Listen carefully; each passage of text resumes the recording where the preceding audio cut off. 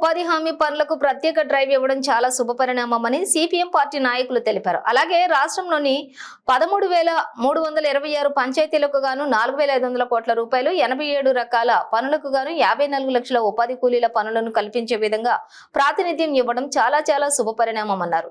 ఉపాధి హామీ పనులు యంత్రాలకు ప్రాధాన్యత ఇవ్వకుండా ఎక్కువగా కూలీలకు పని కల్పించారని, సంవత్సరానికి కనీసం 200 రోజులు రోజుకు 600 రూపాయలు కూలీ ఇచ్చే విధంగా అధికారులు చర్యలు తీసుకోవాలన్నారు. ఉపాధి హామీ పథకంలో ఇంతటి ప్రాధాన్యత ఇచ్చినటువంటి డిప్యూటీ సీఎం మరియు పంచాయతీరాజ్ శాఖ మంత్రి పవన్ కళ్యాణ్ కి ప్రత్యేక ధన్యవాదాలు తెలియజేశారు. భవిష్యత్తులో గ్రామ సభలు అలాగే కొమరాడ మండల కేంద్రంలోని ఉదయం పూట జరిగే విధంగా ప్రాధాన్యత ఇవ్వాలని, రెగ్యులర్ సెక్రటరీని నియమించాలని సిపిఎం పార్టీ ఆధ్వర్యంలో అధికారులకు విన్నవించుకుంటున్నామని తెలియజేశారు. మన్యం జిల్లా కొమరాడ మండలం కేంద్రంలో ఉన్న గ్రామ సచివాలయం వద్ద నుండి ఈరోజు సిపిఎం పార్టీ ఆధ్వర్యంలో మాట్లాడడం జరుగుతుంది.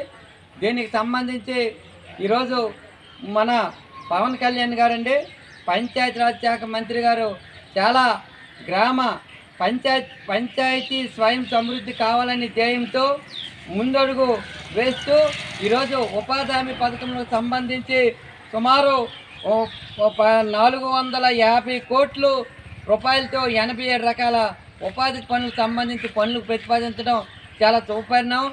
అలాగే 9 కోట్ల పనిదినాలతో పాటు 54 లక్షల మంది కూలీలకు కూడా పని కల్పిస్తామని చెప్పడం జరిగింది.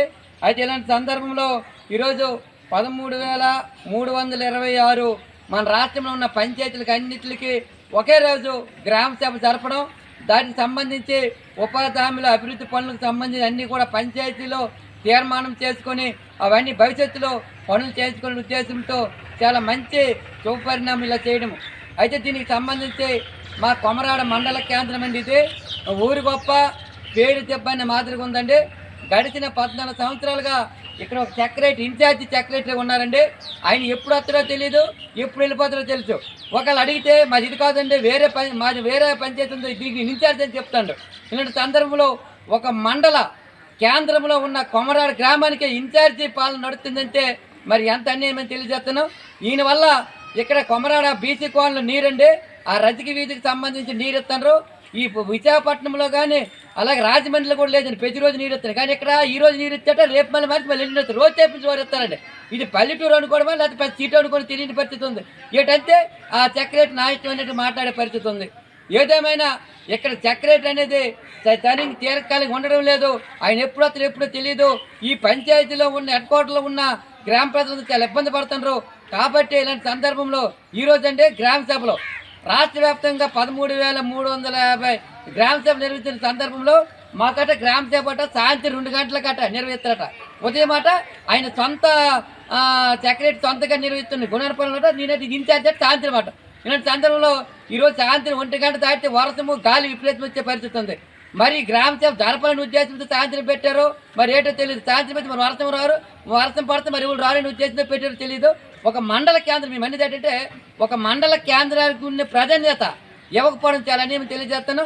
ఏదేమైనా భవిష్యత్తులో ఈ ఉదయం పూట ఇక్కడ సమావేశాలు పెడితే గ్రామంలో ఉన్న ప్రజలందరూ వస్తారు, చెప్పుకుంటారు. సాయంత్రం పూట కాకుండా అలాగే సెక్రటరీని కూడా వెంటనే పూర్తి స్థాయిలో ఇక్కడ సెక్రటరీని నిర్మించాలని తెలియజేస్తాను.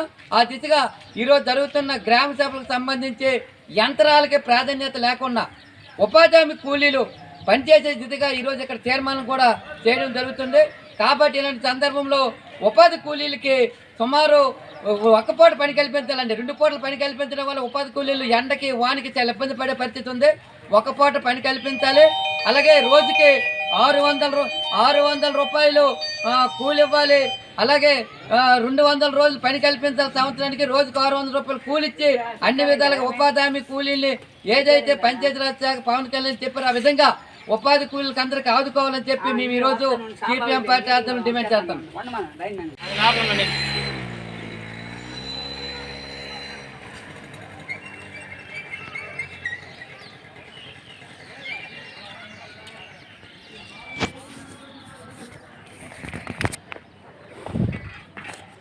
పేపర్ తెచ్చారా?